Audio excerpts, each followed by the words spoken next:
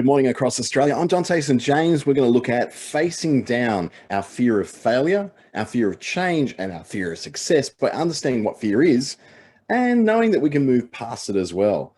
Now, what I'm going to do is turn off my video today because I'm on a very limited bandwidth. So I don't want to sort of spoil the presentation too much. And let's face it, you're not going to miss my pretty face anyway. So let's get underway, and the screen is shared. Let's quote first from Robin Sharma, and the fears we don't face very much become our limits. And that's obvious, isn't it? If we don't face those fears down, if we don't confront them, we don't overcome them, they become these walls in our way the next time. We tend to learn from experience. And if the experience is giving into those fears, then it's going to happen that we're going to have this problem where we're going to hit these walls every time we try to do something. What we'll go through today is the idea of breaking your focus on fear and turning it around to become something that you don't actually focus on, something that you can sort of turn your face away from. The look at the option of getting comfortable with fear, which sounds ridiculous when you think about it, but there's a point in the entrepreneurial journey, in the business owner journey, where you actually do get comfortable with the idea of fear and you actually use it as a form of information. We're going to look at turning your fear into recognizing that that's a way of telling you what matters and understanding those 4 steps to get past your fears. And then looking at the 3 different types of fears and finalizing that with the importance of curiosity. Curiosity killed the cat is what we often hear. The reality is that curiosity actually was the beginning of all great successful businesses. This particular presentation this morning is brought to you by Business Station and the Australian Small Business Advisory Services Digital Solutions Program from the Australian Government. It's also brought to you by Business Station specifically in Western Australia, Regional Development Australia Brisbane for Queensland, and Treaty Business Consulting in the Northern Territory. You can watch this later on through Business Station's YouTube channel, also my own one, which is just Dante St James. Just look for my name and you'll be able to see it in there. I'll let you know that I've got well over 100 different videos on there now. Business Station probably has more than 300 because, of course, there's more than just me on there. There's all the other advisors and presenters as well. So it's a great way to explore some great free resources that won't cost you a cent and give you a lot of value. A little about me. My name is Dante St James. Thank you, hippie parents, for that one. I have a business called ClickStarter. I also have 2 other drop shipping businesses and a training business as well, which is just named after me, DanteStJames.com. I work with the New Business Assistance with Niece program in the Alice Springs and Darwin, which is helping people to get their new businesses started by offering them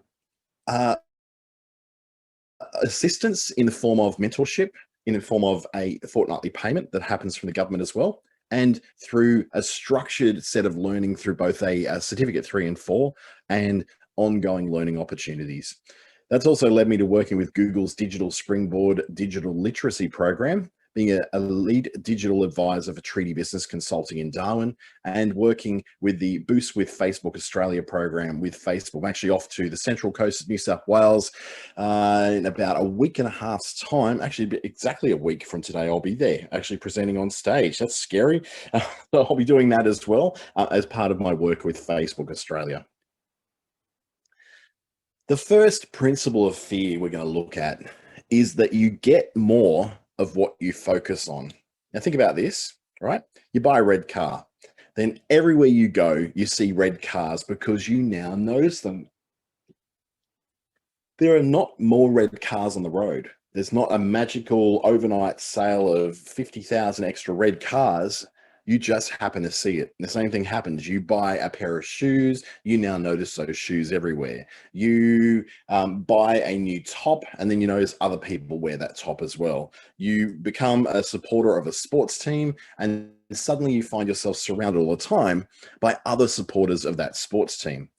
It's a real phenomenon that happens, and it's not a magical thing that happens. It's not that you then suddenly create this in your life, you manifest thousands of red cars or anything like that. What you're actually doing is just simply shifting your focus. Once upon a time, red cars were not on your agenda. They weren't part of your life. They didn't matter to you.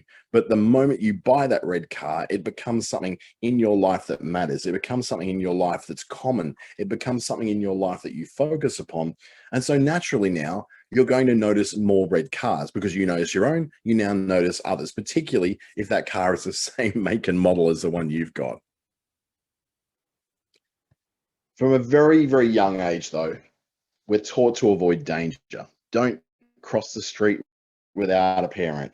Don't go and play in that playground after 3 p.m. Don't walk that way to school. Don't do this. Don't lift that. Don't run with scissors. We're taught very much to avoid danger and avoid risk, but it's all for a very good reason. It's all there basically to keep us safe from harm and also help us to fit in. I just remember all my life as a kid being reminded, I was a very curious kid. I wanted to try everything, do everything, go everywhere, meet everyone, talk to anybody in the street. And whilst nothing of any great danger happened to me, I was constantly reminded by my parents that, not all people are good, not all situations are good, not all places are safe, and not everyone wants to talk to a young boy. So I was very much taught to avoid a lot of those things, even though my curiosity really overcame that, and I'd find situations, get myself in all sorts of danger. I did survive. I didn't do myself any lasting damage. But what it did, though, was really show me the importance to my parents of me being safe, surviving, not dying is probably the really specific one there. And also, the really important part there that I took away was helping me to fit in. I was not the kind of kid who wanted to fit in. I wanted to do my own thing. I didn't like being told what to do. I wasn't a bad kid. I wasn't particularly rebellious. I was just very strong-willed, and I had very clear ideas from a young age of what I wanted to do and where I wanted to be. So when they tell me to do these things, to be safe, to go down the safe path of life, just even having people say to me, why can't you just be like X? Or why can't you just be more normal? Or why do you have to be this way?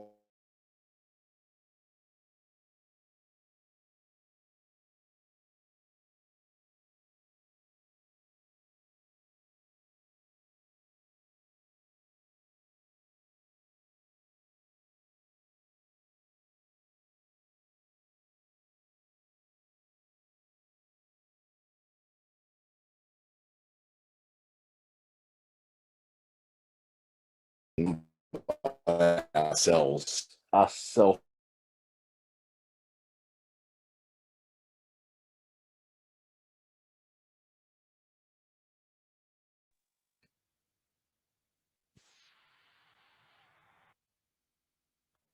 My apologies. We just dropped out there for a very short second. I've got a rather poor internet connection by the looks of it. Now we're back on. Sorry about that. We're back again. So some fears are very much self-taught. Some of them are very self-supported, and some of them are very much under our control. I have a fear of, and it's an actual name of the fear, I forget what it's called, and it's going to sound weird, but I have a fear of crumpets. Crumpets, the things you eat. Those things, you put them in the toaster, they're quite tasty with butter and Vegemite on them. For some reason, all my life since I was a kid, I've had this unexplained fear of crumpets. But then I discovered that I also get really grossed out by lotus pods. Anything that has lots of sort of holes in it. So it can be like, not so much a strainer, but something which is like a solid object that seems to have lots of holes poked into it. It's actually something that I've got a pathological fear of. Now, this is a fear that has absolutely zero reason in reality. There's no reason why I would have this. There's no logical thing that I could look at and go, oh yeah, of course, that's because of a natural fear of things with holes in it. There's nothing there that I can look at. But when we look at there being something like a fear that I initially came across, and then I reinforced that fear. So that's something like, for instance, okay, I don't understand why I'm afraid of a crumpet, but I'm not going to eat it because I'm afraid of it. And then over a long period of time, I became afraid of crumpets until some point in my adult life where I went, wait a minute, this is ridiculous. Why do you have this aversion to crumpets? You've convinced yourself you don't like them, but it's because you won't try them. So you tried the crumpet, ate the crumpet, didn't get sick, didn't die, and suddenly it became a good thing. It's like, oh, okay. maybe crumpets are a good thing. Maybe they're actually quite nice. Maybe they're actually really tasty and something I don't have to be avoiding. That's a good thing, right? I think it is. The fact is, though, that around 70% of our subconscious thought is focused on all the things that we don't want to have happen, or the things that we don't want to do, or we don't want to be. We are engineered from birth to avoid risk to such a point that the vast majority of our thought processes that we're thinking of or not thinking out are all based around avoiding those fearful moments or avoiding things that we just don't want to do. And in my case, I might have had that ridiculous fear of crumpets. And that was something which, made me every time I was in the supermarket, even have to walk around that aisle. So I didn't actually have to deal with seeing crumpets, like irrational, ridiculous fears like that. But not all fears are irrational or ridiculous. Some of them are definitely based in an aversion to risk. There's a natural um, a natural phenomenon where humans can often be, I guess, trained or have a natural fear of blue foods, because blue foods in nature, blue items, blue plants, blue flowers generally represent an area of danger or poison or mold or something which could possibly do us some harm. But on the other end of it, there's something like blueberries, which are kind of blue as well, which are incredibly good for us, full of antioxidants and vitamin C and a very good nutritional item. So being afraid of something because it's blue is completely irrational. And we can spend so much of our thoughts and so much of our time and so much of our brain capacity trying to convince us of these things that somewhere we went, okay, I shouldn't eat blue food. Or looking at things such as, I know a lot of health and nutrition people like to have little sayings. And one of those sayings could be something like, um, if it's white, it ain't right, which is about food. So like eating white potato is not right. White rice is not right. You got to eat brown rice. You got to eat sweet potato, right down to the fact that when it comes to eating something like cauliflower, which is also white, is completely fine for you. In fact, it has low nutrition, but it fills you up and doesn't have a large carbohydrate profile. So a lot of these things we've taken on as sayings, as old wives' tales. I wouldn't even call old wives, I call them old husbands' tales sometimes, because some of the rubbish that men say to each other that they assume that is right or wrong is just completely rubbish. So what you are generally focused on most of the time in your life is things that you don't want to have happen. I don't want to fall over. So much of your walking down the street is based upon not wanting to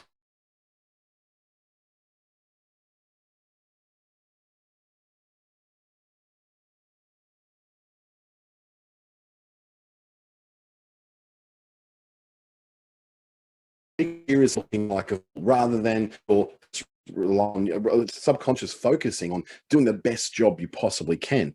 So much of this is all based around some really weird idea that we need to somehow focus more on avoiding problems than creating success.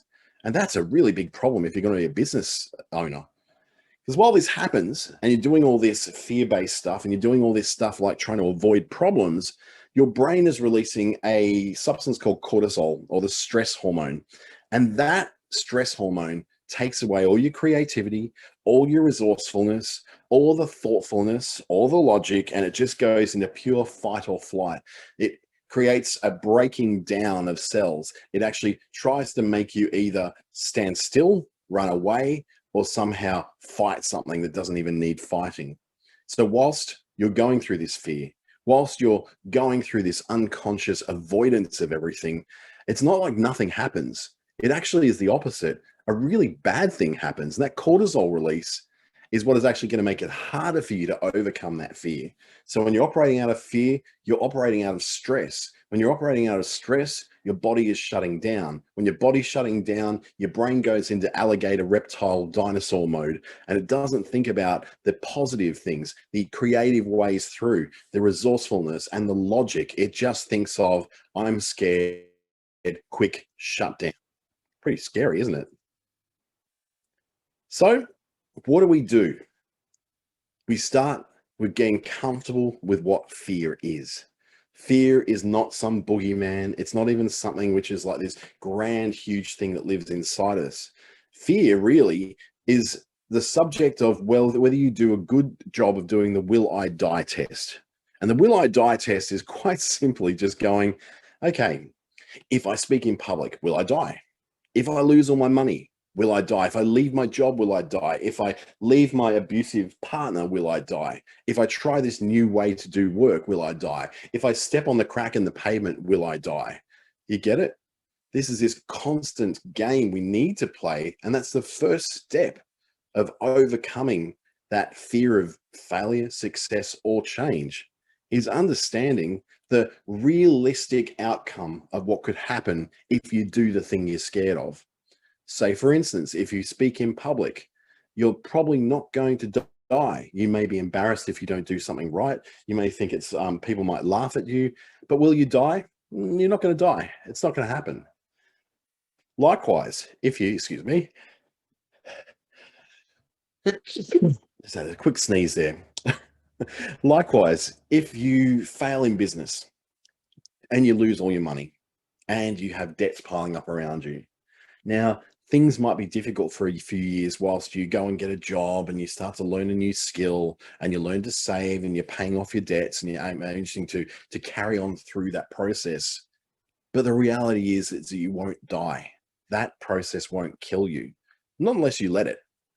Or if you go, okay, I've been doing this particular method in my work for all of my adult life, and now they're teaching me to do something new. Let's say, for instance, you're a bookkeeper and you were using Excel spreadsheets for 25 years, and then all of a sudden someone said, oh, no, you have to use Xero now, or MyOb, or QuickBooks. Your fear would naturally tell you, well, I don't know how to do this. I've never done anything else different to what I'm doing now. How do I work all this out? And it all comes down to asking yourself the question, if I have to learn this new skill, will I die? And this is a question I ask myself every time I have to pivot my business to something new, is will I die? I asked it at the beginning of 2016 when I was being pushed out of a 13.5-year job. I had to go, well, let's say if I leave this job and give in to them because I'm being pushed out and go and try and do something new, like start my own business, the worst that could happen is not that I will die. I'm not going to die because I failed to have a business that works. It just may hold me back a year while I go and try something else. I also had to ask this question before I went into networking situations. Some people are terrified of networking, and I was too. I'm not great with people in social situations. I'm great one-to-one. I'm great one-to-one, awesome one-to-one, awesome if I'm on stage speaking to people, have no problem with that whatsoever. But put me in a group situation where I have to be social and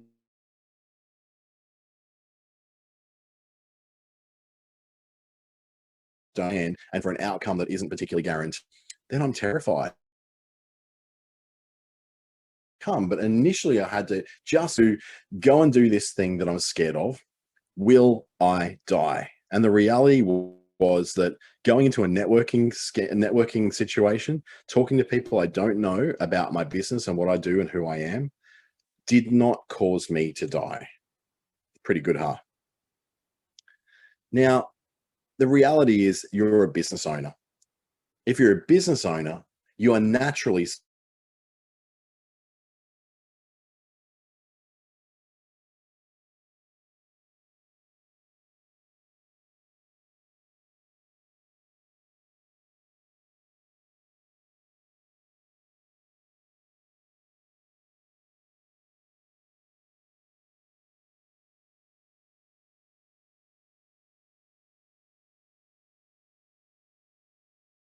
had to overcome that fear.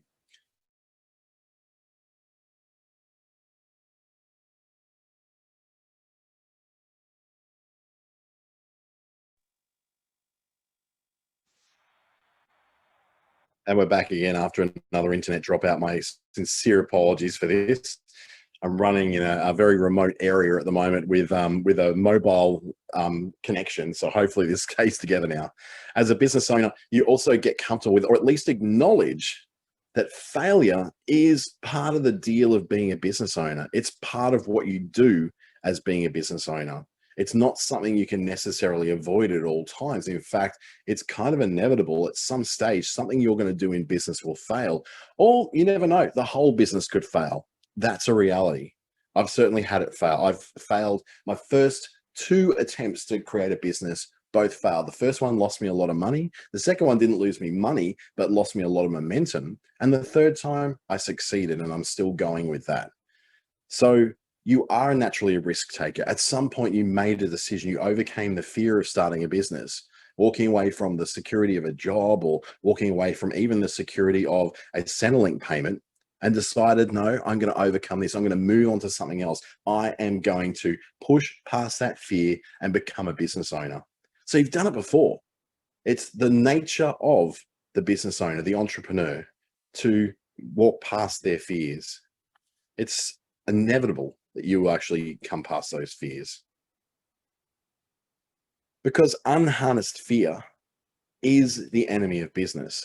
The fear that isn't wrangled in and channeled in some way is going to be what your enemy is going to be. It's going to stop you from ever getting anywhere in that business. And I'm not talking about you becoming a millionaire. I'm talking about you even getting to the point where you could be of any sort of level of success, just paying your bills. So ask yourself, when you're 90 years old, are you actually going to regret something that you did? And this is something which was in Richard Branson's book, Losing My Virginity. And which is a great name because they're, you get the pun, Virgin, Richard Branson. So it makes sense. And he asked that question. He said, whenever I need to go to the point of trying something new that I fear could fail miserably or not actually succeed, he has to go, when I'm 90, will I regret that I did this thing? If I tried to get a balloon all around the world, if I tried to get up a commercial fly a rocket into space program, as for space tourism, if I tried to start up a record company, if I tried to start up an airline in Australia, if it failed, will I actually regret that when I'm 90 years old in my bed? And the answer for him was a resounding no. I'm not going to regret anything that I've done. I'm just going to probably regret the things I didn't do, especially if they were such a powerful thing burning inside you. For you, it may be starting a business and not having a boss. That's a pretty important thing for a lot of people. For other people, it could be just becoming more independent from government payments, or from the idea that a job or a bad boss is the person who's ultimately deciding whether you're paid or not, or whether you stay on the payroll of a company or not. Those sort of things you look at and you go, well, you know what? At the end of my life, when I'm 97 years old and in a nursing home, will I look back at that time when I decided not to keep that job and go out on my own? Will I regret that? And it's almost 100% going to be a no. You're not going to regret the things you did as much as you're going to regret the things you didn't do, because we are motivated by fear of loss as human beings. You pick up $100 in the street and you may celebrate that for 5 minutes. But if you lose that $100, you'll stew about it for weeks afterwards. You'll go, oh, you idiot for losing that. So the idea being that you go forward with the idea that doing something is avoiding that loss. The loss isn't the loss of a business or loss of money or the loss of reputation for a business that doesn't fail. The loss is never having tried at all, never having actually done the thing. Now, a great way to begin that process of understanding overcoming fear is to write this big idea that you have down. So if the idea is, I am going to start doing coaching, I am going to start doing selling my own products, I'm going to start making my own products in my garage, but you feel like you can't really do that right now because it's just the fear is too great. It seems like something you just can't overcome, something you can't do on your own. Then you start to go, okay, what I'm going to do is write the idea down. And what writing down does, it lays down a neural pathway. You can think something, you can even speak something. But when you think it, speak it, and then write the idea down, you're engaging very different kinds of learning, One is just an internal thought. It's like a nebulous concept that's floating around your head. The next one is, well, words don't mean a thing. But when you write something down, you're committing an actual physical action to that. You're not just moving your mouth, you're moving your hand, you're getting a piece of paper, you're taking the time out to write down a concept of something you're going to do. When you write down an idea, you're actually putting it into action. It's the very beginning of it. I pulled out an old diary of mine, it would have been probably about 6 weeks ago, and I was rearranging the house because I potentially had some visitors coming. So I thought, I'm going to clean up a bit, get these old dusty books off the dusty bookshelf, and sort them all. And I came across this notebook that was only from about maybe 10 years ago, and it was from a conference that I went to. And I'm like, oh, this is interesting. I remember going to that conference. So I pulled it out and looked at the things that I wrote down, the things I wrote down as ideas for the future, the way I want to live in 2020 and 2021. It would have been 2010 when I went to this conference in America. It was 2010, actually. It's in Silicon Valley in California. And when I got back, I had this notebook and I just forgot all about it. I put it away. The life I'm living right now in 2021 is almost word for word what I wrote down in 2010. I completely forgot that this is the life I wanted, the life where I'm traveling a lot with my work, where I'm not stuck in one place all the time, where I'm meeting new people all the time, where I'm training people and in front of people all the time, where I'm able to inspire people to do new things.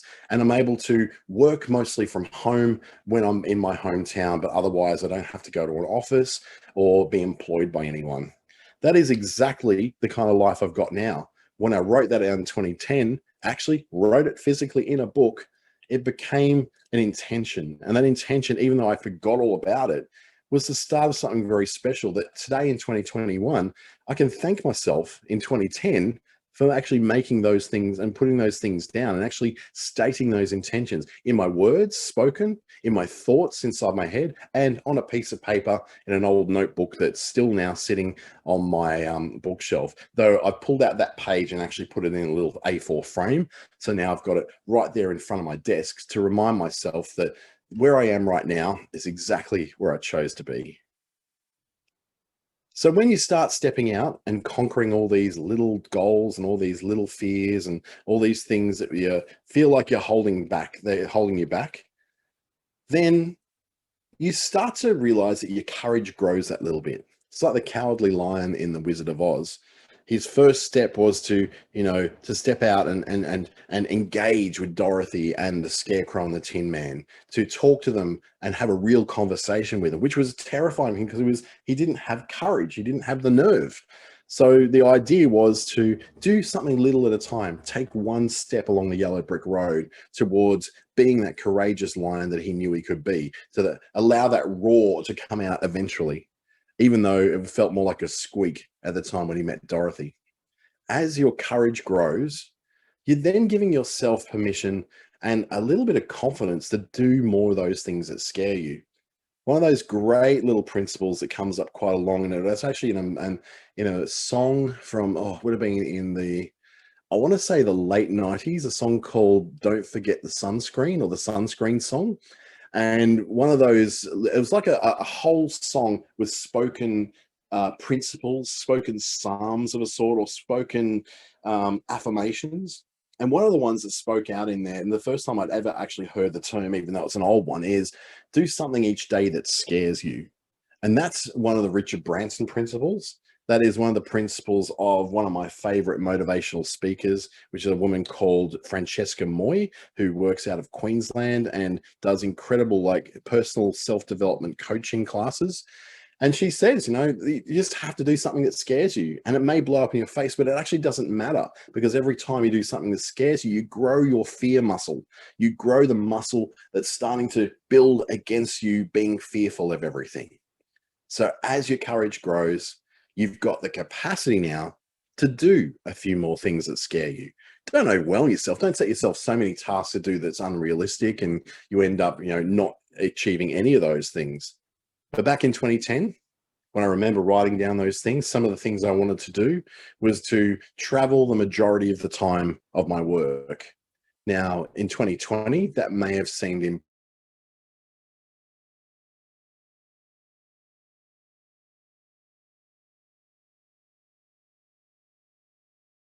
Bali or gone to Venice or gone through, the steppes of Russia. But what I did do is go to places like Maningrida and Milingimbi. I went to places like Nhulunbuy and Groote Island in the Northern Territory, the places I could get to easily. And eventually, as the year sort of tidied up a bit and we could go to more places, I'd go to places like Cooktown or Chillago, or I'd go to places like Broome, where I am right now with this really bad internet connection. But what I did was set that intention a long time ago. And then what happened is I kept going to more places and understanding that, okay, if I go to somewhere where there's a bad internet connection, I won't die. My participants in my webinar won't die if I've got a bad internet connection. All I've got to do is keep going, knowing that I've got the right message to bring to them. And when I've got that right message, it may actually help them to be able to do a few things in their day that scare them just a little bit. And that scaring doesn't have to be, I'm going to go skydiving today. It doesn't have to be that big. It can be if you like. It can be just something simple like, for instance, I am going to not watch television before bed tonight. That could be a massive change for you, and a scary change, because if you've been doing that every night for the last 20 years, that's a pattern of behavior that may feel really, really difficult to break. So that small change could have massive implications for your life. Not to mention that, production of melatonin will go back to a normal level, so you will sleep better and get to sleep easier. Things like that may not seem like the most scary thing in the world, but you don't have to do the most scary thing every day. You just have to do something, some little thing that may scare you just a little bit. Because a life that isn't limited by fear is a life that feels more engaging. It's Robin Williams in the Dead Poets Society. If you've ever seen that movie, it is Muhammad Ali. It is Brene Brown stepping out from the shadows and becoming something more. It's Cher stepping out from the shadow of Sonny and Cher from an absolutely abusive, awful husband, taking control of her own career. It's Tina Turner breaking away from Ike and actually stepping out to become one of the greatest performers ever known. Like, there's no one does Proud Mary quite like her. And so you've got these people that at some point, to become the person who they are now, had to step forward and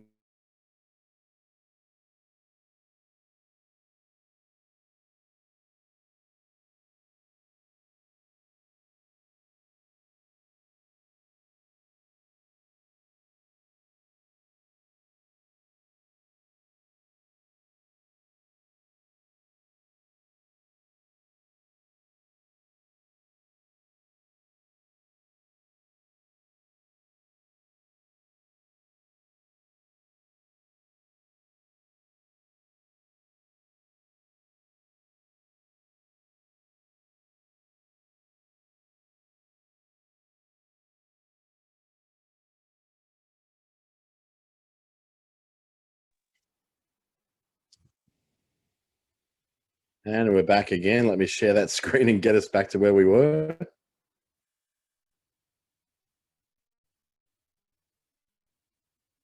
By simply stepping into a life where you make very conscious decisions to say, yes, I'm not going to let this fear overwhelm me. Yes, I'm not going to let this fear be what drives me. No, I'm not going to let fear be the one thing that drives every decision I make. Then you live a life where you're able to take that fruit and squeeze the juice out of it and experience the fullness and the richness of everything that life has to offer. Wouldn't that be a nice way to live?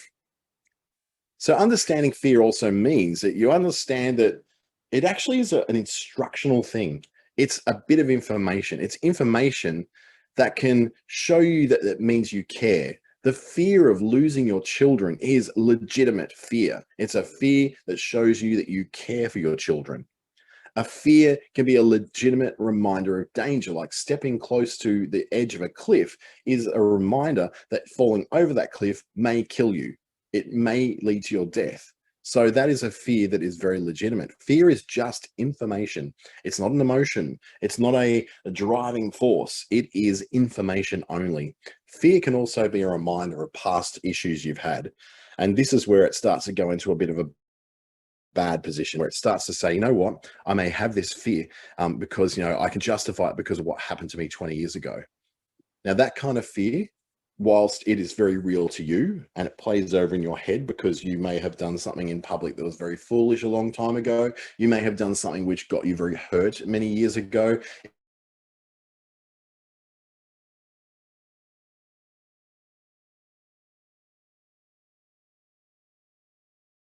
On your head most of the time as well. I'm a single man and I've been burned horrifically in the past. So I've got that one going around.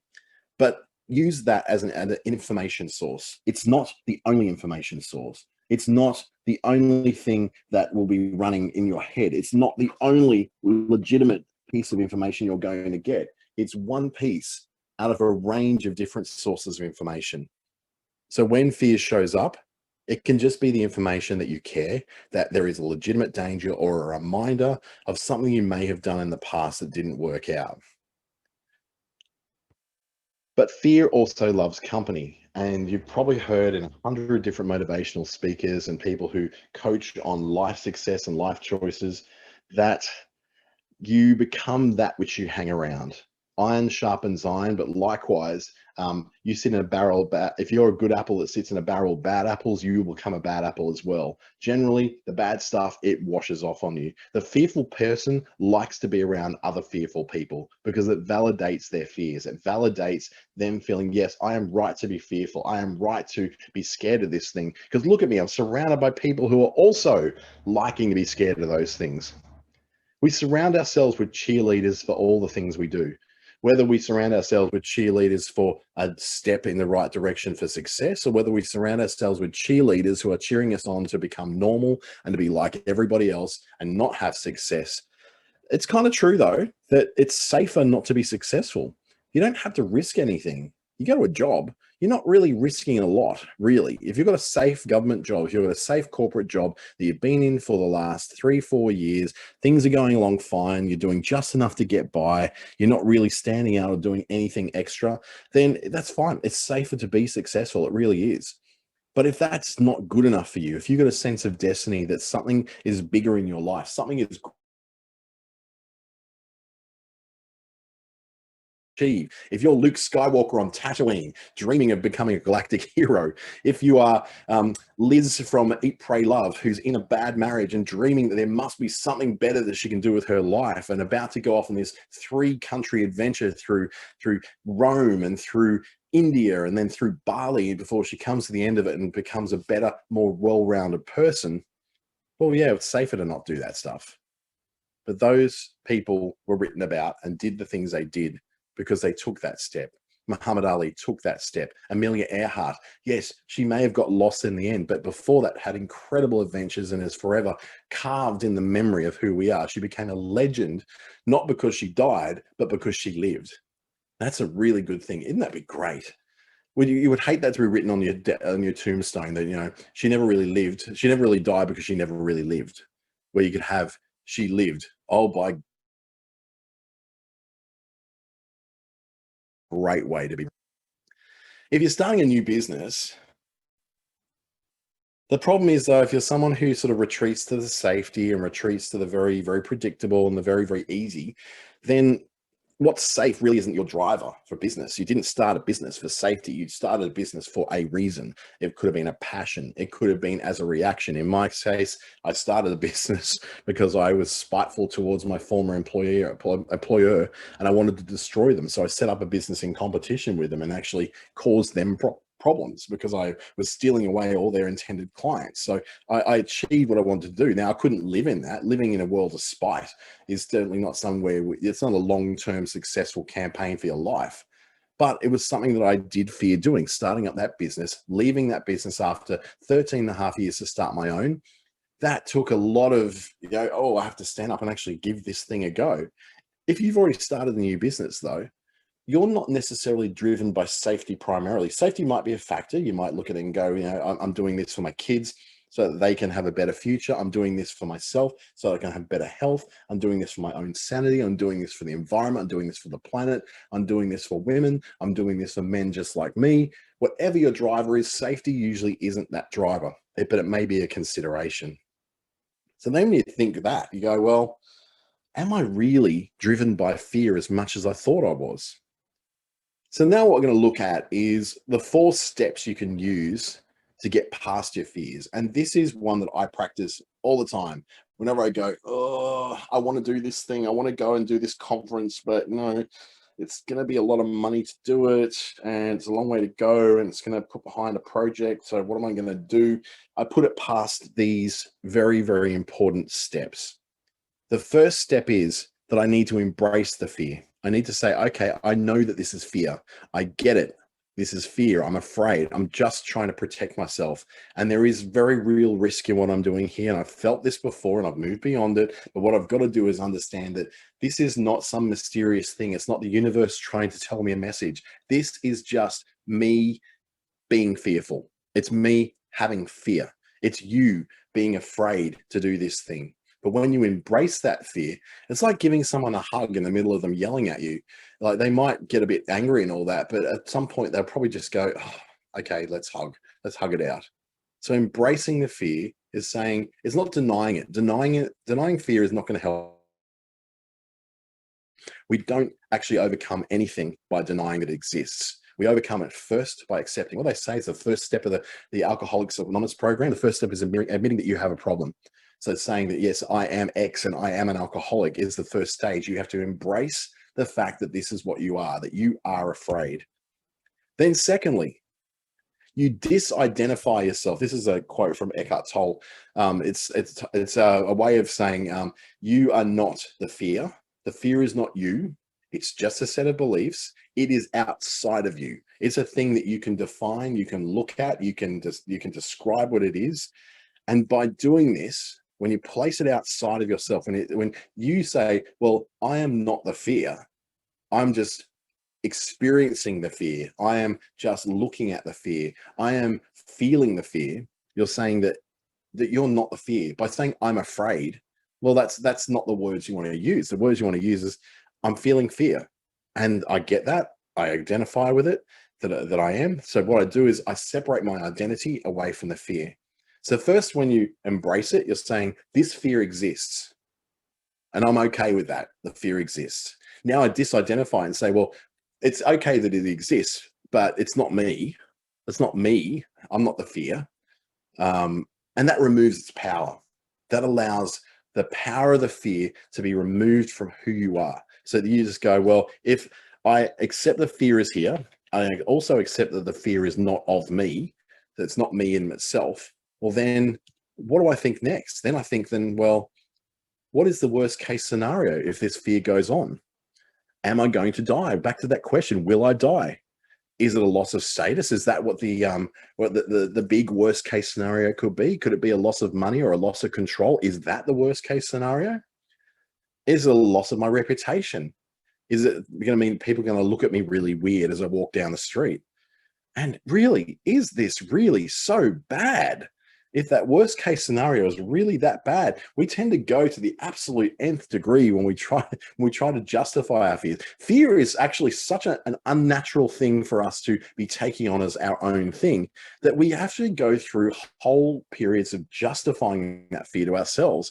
Oh yes, I'll lose that. I'm going to lose that money, and I'm going to end up out on the streets, and my kids are going to starve. Now, in this country, your kids are not going to starve and you're not going to live in the streets. There are ways of overcoming things. You don't go to jail over money unless it's fraud. So if you lose your money, if you're going to fail in your business, you're not going to go to jail. Okay? So a lot of people seem to think that if they can't pay their bills, they're going to go to jail. That's not the way it works in Australia. So the worst case scenario that you're going in there is probably complete phooey. It's something that doesn't actually make a lot of sense. You're not going to die. If you lose your status, you're not going to stop living. Is the loss of money or control really that important for you? Where you can just pick up and start something else. Money is endless. There is endless money and endless money-making opportunities in this world. You can simply go from one failure, turn around, look at another thing and go, I'm going to do that now because there's money to be made over there. If it's loss of reputation, sure, that might be loss of reputation in that particular business you're working in, but your reputation as a human being may be fine. Yes, you may have failed at business, but did you fail as a parent? Did you fail as an individual human being? Did you fail as a member of your community? No, you failed as a business, not as a complete wholesale person who completely fails as a human being. So Is that worst case scenario really so bad? Then you put yourself through the reality check. This is my favorite part. It's where I say, what are the real chances of that worst possible scenario happening? Is it realistic that I'm going to end up out in the streets? Is it reality that I am going to go to jail? Is it real that I'm actually going to end up with people laughing at me as I walk down the streets? And what proof did I have that that's going to happen? Am I just making this all up in my head? Or is there actual real proof out there?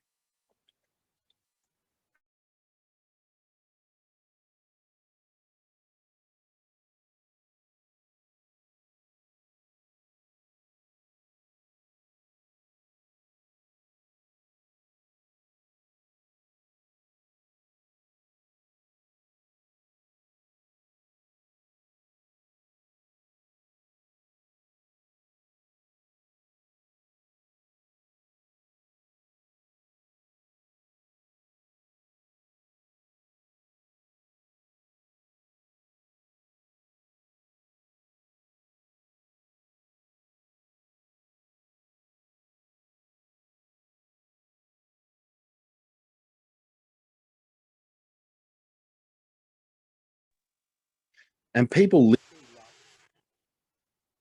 And the difference between that and people actually literally laughing at you as you walk down the streets is completely mismatched. Let's get that back on the screen again. Sorry, outs again. Next time I'll definitely be buying a stronger signal, that's for sure. The whole point to understand is that the people who've had great success, the great leaders of the world, the great movers and shakers, the people who have grown empires or just had successful businesses or have happy kids aren't fearless. They still live with fear. They just learn how to work with it. They go through those similar 4 steps. They embrace the fear, understanding that it's a thing that happens. Then they disidentify it by saying, well, so it is fear, but I am not the fear. And then they go through that worst case scenario and go, what is the actual worst case scenario that can happen? And then give that worst case scenario a reality check. Am I really going to end up in the streets? Are people really going to laugh at me? Is that really what's going to happen here? Or am I just looking at this and going, you know what? I'm just letting fear rule me. I may have just said, yes, fear is real and I embrace it, but I'm not going to accept that that's the way to live my life. Not in the slightest.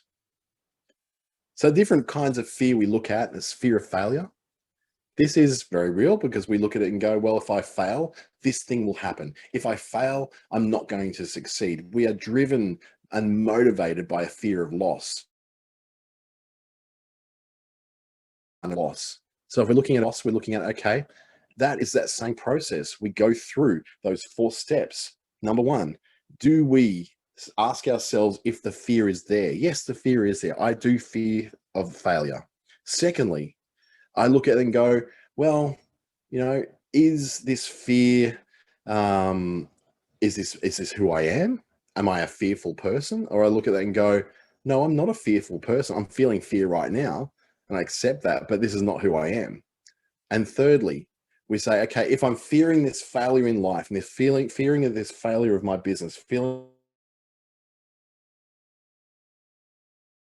compete in my area, then what's the worst that can happen? And do I have any proof of that worst happening? Because the reality is the worst case scenario we make up in our heads has less than a 2% chance of ever occurring. It's so rare that people go to that worst case scenario in business. That plays then to the same thing as fear of success, although fear of success does appear to be a little bit different. Because the fear of success really isn't a fear of the possibility of failure. The fear of success is actually a fear of change. And a fear of change all comes from the fact that even though we might not be happy where we are, even though we might be in an abusive situation with a workplace or with a partner, even though we might be in a place where we know we can do better, we kind of get that idea that, well, better the devil we know than the devil we don't, hey? Better to stick with the one thing that we know and we're relatively comfortable with, this bad relationship, this horrible town, this just dastardly boss, this horrible job. at least it's something I know. It's something I can manage. It's something which buys me some other stuff. It buys me, the ability to be able to treat myself to things that I like. It's let me be in an environment where I go, well, I've got my nice things all around me.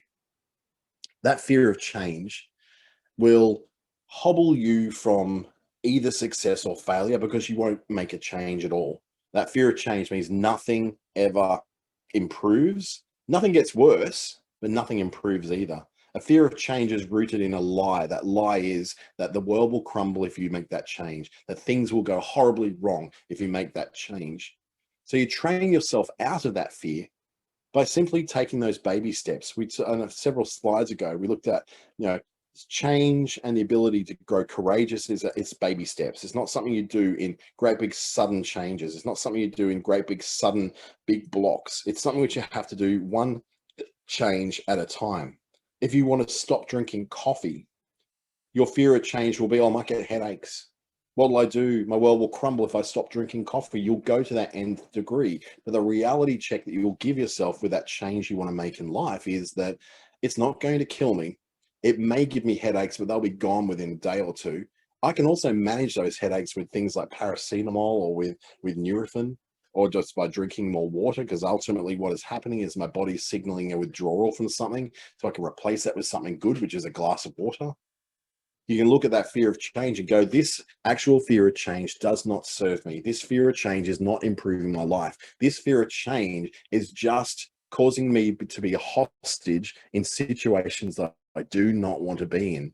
This fear of change is a horrible enemy. Of all the different kinds of fears you could have, for me, the fear of change is the greatest of them all, because it lies to you. It says you cannot change things. You cannot have any control over that change. You cannot have nice things. You cannot have adventure or freedom or something better in life. It says that it's better to sit still than it is to walk. It's better to, be 40 kilos overweight than it is to take a half an hour walk every morning. That's the situation I find myself in. Vastly overweight, but I've got this fear of going walking. So this is one thing I've been overcoming. I went this morning for a walk on Cable Beach. Now, my fear of change is that I've never walked on Cable Beach before. I don't know where it is. It turns out it's just across the road. Crazy, huh? Didn't realize that until I looked at the map. The beach is across the road from where I'm staying. Would not have known that. My fear of change, of changing my routine, of not just waking up and starting working, of actually waking up and giving myself time, meant that I would have missed out on all that if I didn't actually confront that fear of change. And fear of change can be small things in your life that you change, such as I'm going to change from a regular toothbrush to a electric toothbrush. I'm going to change from not flossing to flossing. I'm going to change from having a Coca-Cola as my last drink before I go to bed to having a glass of warm water. Whatever the changes are, you can actually overcome them really quite successfully simply by making small changes. Little baby steps. Replace this for this. Replace a packet of chips for an apple. Replace a Mars bar with a muesli bar. Replace sitting down and watching TV for half an hour to going to go for a walk. Just those little bits of change then make you more courageous. They make you able to change bigger things. They make you able to make bigger life decisions about going forward with your life and not being stuck in the place where you are right now. Fear of change is the enemy of business. It really is. And the fear of all over is the enemy of you moving forward as a small business owner and as a human being as well. So what is next in the journey of this? We have a range of advisors in the ASBAS Digital Solutions Program that can help you along the way of overcoming those blocks in your business, whether they are fear, whether they are realistically problems where you're having trouble attracting funding, or if you're looking for grants, or if you're looking for a way to overcome why your ads keep getting blocked on Facebook, all those different things. Your first consult with this, if you've never had one before, is completely free. It doesn't have to be with me. It can be with any of the advisors. Your second consult, $44, and any after that are up to $66 until the end of September. September 30 is when the program does end. And you can find out more via asbas.com.au. You can email me. I can have a chat with you as well, dante@treaty.com.au. Or you can stalk me on Facebook, LinkedIn, or Instagram. I'd have no problem with you following me in those at all. I do apologize for the dropouts of the internet here, and I'm hoping that we can sort of, you can watch the video later on. Here's my video coming up right now. You can watch the video later on YouTube. So just look for my name, Dante St James, or look for Business Station, and you'll be able to find that as well. I do like to thank you, though, for taking some time out from your busy day and your busy life to work on your business, not just in your business. Have a fantastic week.